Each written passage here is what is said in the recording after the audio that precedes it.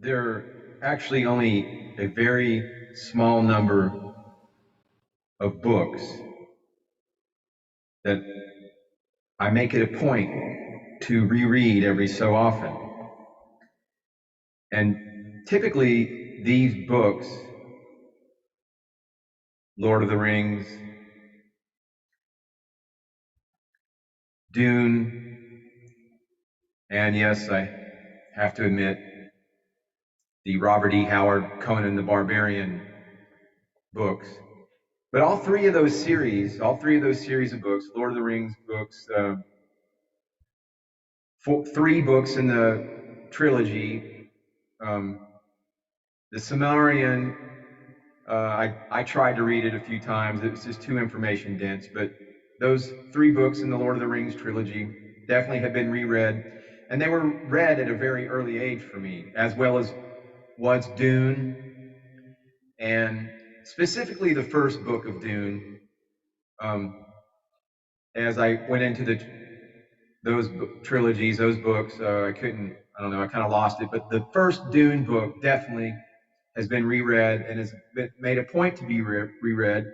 And the Conan books have been, many times have been reread.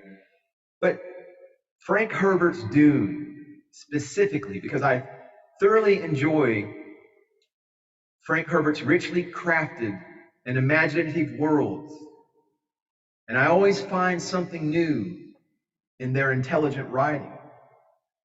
And of course, the films have come along and kind of rekindled, perhaps, and introduced Frank Herbert's Dune books to a whole new audience and reimagined them, with the latest film offerings, which I have not seen. The first Dune with, I believe that was a David Lynch directed film, but Sting was in it. That to me is Dune as far as visual image. And then there's been, TV series. I think William Hurt was in one. But anyway, the main story of Dune, as it was presented in that first book that I've reread over and over again, time and time again over the years, the mysterious process, the main focus of all that has captivated me, and I still think about and I still refer to, and I believe is prophetic in a lot of ways, but the mysterious process, or the person that Frank Herbert called the Kwisatz Haderach, and is introduced early on in an encounter between Leto, who's the Duke of House Atreides, his concubine Jessica, if you recall, mother of the boy of Paul, Muad'Dib, and Liet Kynes, the imperially appointed planetologist to the ultra-dry world of Arrakis. And what's fascinating is the story of Dune begins some 20,000 years into our future. And Paul Atreides is no ordinary lad. Muad'Dib, Paul Atreides, is the product of a eugenics program spanning thousands of years, deliberately selecting for a paranormally gifted leader. Now, why I find all of that storyline fascinating and why that story context is always in the back of my mind is because I see references to that one way or another. Let's just kind of limit this. I was going to say popular culture, but let's limit this to YouTube land. And if anyone here is familiar with Ismael Perez, I've seen interviews where he explains his origins and who he is, and that he is the result of genetic programming, of eugenics, of this type of. He specifically uses the phrase, he was assembled in a petri dish.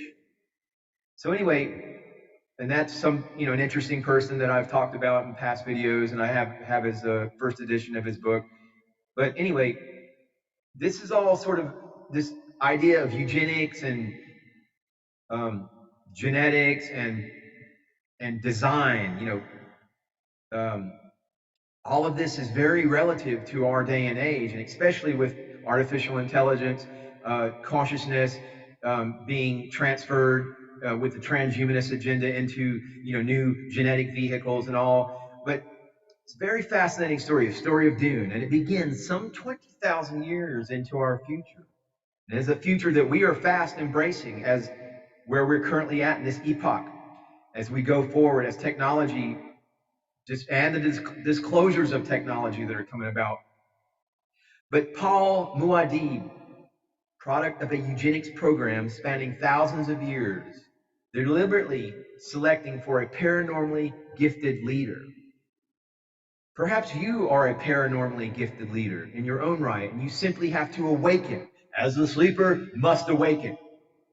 Now, this ambitious project is engineered by another, talking about this eugenics program, and another organization. It's a cult of a female-only organization known as the Bene Gesserit. And that name, Bene Gesserit, if I'm pronouncing it correctly, I believe I am, but it's a name influenced by Latin and Hebrew linguistics. And I mean, all of Herbert's work is rich in linguistic heritage, and not just from Latin and Hebrew, but also from Arabic and all of that. So very multicultural. But the Bene Gesserit, though, this sisterhood, this female-only organization, an obvious parody of the influential orders of Catholic nuns, female Jesuits, if you will. But I grew up the first 6 years of my education were in a Catholic school, so Irish Catholic nuns and the discipline thereof. So Bene Gesserit sisterhood, I was on the end, the business end of their stick of their wrath for many years as a young Catholic student from 1st to 6th grade. Yes, I was. But despite their considerable talents gained through rigorous mental and physical training and the use of nootropic substance called the spice melange, because the spice must flow, the prescience of the Reverend Mothers was always limited, though. The precognition, the psychic gifts, the psychic skills of the Reverend Mothers depended on the spice melange, but they could experience the genetic memories of a female lineage, but not that of any male line. Indeed, the very thought of accessing the male other memories terrified them. This inhibition became the impetus for them to breed a male, the Kwisatz Haderach, whom they could control, one who could also venture into the hidden region of the future they found blocked to them. He would also have the combined abilities of a Reverend Mother, a Mentat, or a human computer, and a guild navigator. If you recall, those are the spaceship pilots who use the spice melange to find ideal routes through space. But the importance of the Kwisatz Haderach and his mysterious ability to shorten the way, there's no doubt the explanation that it relates to a type of visionary teleportation that comes much later on in the stories. It's explained, the shortening of the way, to shorten the way. But a few enterprising readers among us, however, we've discovered that the famously erudite Herbert had borrowed the phrase Kwisatz Haderach, or Ha-derake, or Hebrew Kefasat, to jump or clinch, Haderach, a path or way, from an ancient Jewish rabbinical tradition, and dressed it in futuristic robes, much the same way as George Lucas did with Star Wars, and mining all of the samurai and the ancient Egyptian order of the Jedi, the true Jedi, of Jehuti, of Tuth, of those Jed column warriors, but much the same Hebrew traditions that Frank Herbert availed himself of, ancient Jewish rabbinical traditions, and dressed it in futuristic robes. But this shortening of the way and its origins in Hasidic and Islamic mysticism in greater detail. To do that effectively, we need to have some context. And that is what the purpose of this video is, if you've hung on this long, is a brief portrait of Frank Herbert and his complex fiction and a summary of those ancient motifs. The shortening of the way. Dune enjoys an exalted place in the annals of science fiction. Historically, Frank Herbert's magnum opus, his great work, was one of the first great bestsellers of the genre for good reason. It was the product of a speculative and passionate intellect, wrote the editors of the Science Fiction Encyclopedia, a novel of extraordinary complexity and intensity of intellectual discourse.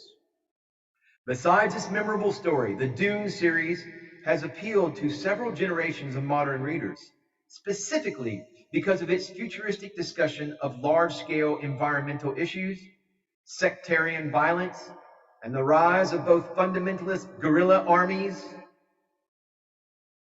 and anti-authoritarian social action groups.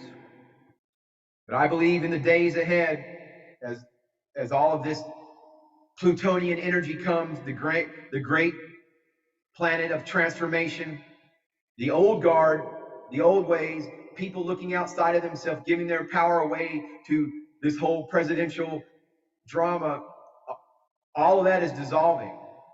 But I'm telling you, the future,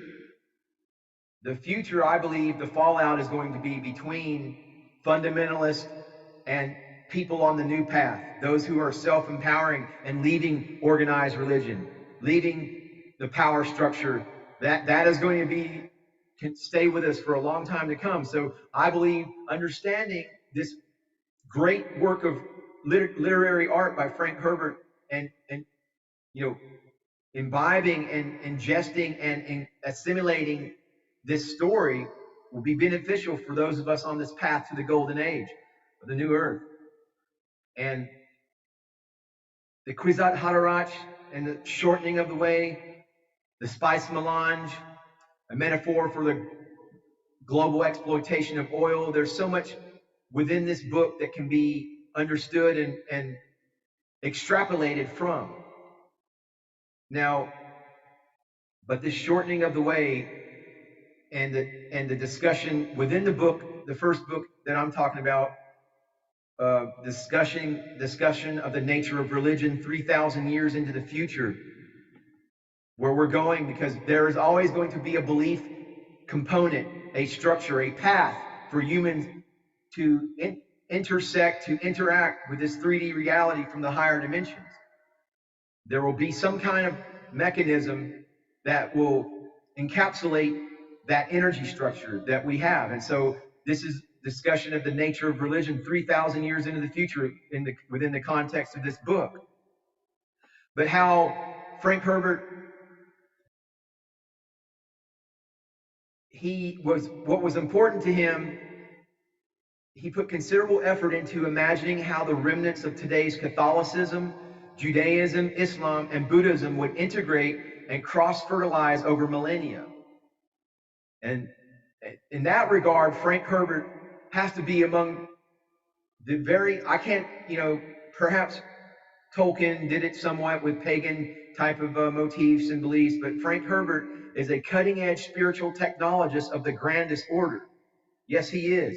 To take on this, concept of how Catholicism, Judaism, Islam, and Buddhism will integrate and merge and become something totally new is awesome. I mean, it's incredible to begin to bring this into your focus and consider how there's a lot of people today, I think, or the younger generations perhaps, that have turned their back on these traditions, and for good reason, but they haven't lasted as long as they have due to no substance. So, but back to this Bene Gesserit, superhuman Messiah, the Kwisatz Haderach, this Messiah, wherever I go, there he is. And the austerities forced upon the young Paul Muad'Dib, which shaped the lives of the Fremen, an indigenous tribe of the ultra-arid planet Arrakis, also known as Dune, drew upon important elements from the desert cultures, not just that of the Arabs of old Earth, but the character of Paul Atreides, the Kwisatz Haderach, our shortener of the way, fulfills the Fremen prophecy and yet breaks free of Bene Gesserit control. The prime ability of the Kwisatz Haderach, the prime ability of this prophet, an altered state of consciousness, in which he experiences all possible futures, is triggered by the vision-enabling drug melange, leaving him trapped in it perpetually. He foresees the looming extinction of humankind and how it might be avoided. This golden path, the golden path, requires him or one of his descendants to become near immortal and impose a 3,500-year reign of terror involving many billions of death upon many galaxies upon the known universe. And the paranormal abilities of the Kwisatz Haderach, they also go down his family line. Leto II, Paul's son, mutated by the spice while he was in gestation period. Paul's children, the mother gets the spice and it, but anyway, this immortal form, he rules for around 3,500 more years before engineering his own death in a way that precipitates the golden path. So the golden path to the new earth, new age golden timeline. And the Kwisatz Haderach, it's clear that Frank Herbert has borrowed from many traditions, and that Hebrew literature is the prime tradition. But in Hasidic Judaism, the phrase that inspired Herbert, Kwisatz Haderach, is sometimes confused with teleportation because it creates the impression that someone was in two places at once. Now, preserved in the Bible are a few tales of what seemed like teleportation or levitation, tales which were already old long before they were recorded in the histories. However, none of them use the phrase Kwisatz Haderach. Gedalia Nigal, a historian of Hasidic literature at Bar Ilan University, affirms that although the concept of Kwisatz Haderach does not appear in the Bible, there are three mentioned in the Talmud. So it's quite evident there is much substance to this great book by Frank Herbert. If you've not read it, please, I encourage you to add that to your repertoire of mental context. And so, but this is all relevant in the fact that I believe where we're heading to in the future is going to see a great shaking from the control structures of the old guard, where the organized control mechanisms of organized religions that have enslaved people through mental programming, as people begin to take back their power and self-empower themselves and realize that the kingdom of heaven is within, that they are indeed the Messiah, that the Messiah, they are their own Savior, that Jesus is not coming back in the clouds to save you, that you must contact and assimilate your 3D awareness into your Christ consciousness and thus rise on your path, the golden path, and the shortening of the way to the new earth. And so it is. Namaste. Namaskaram.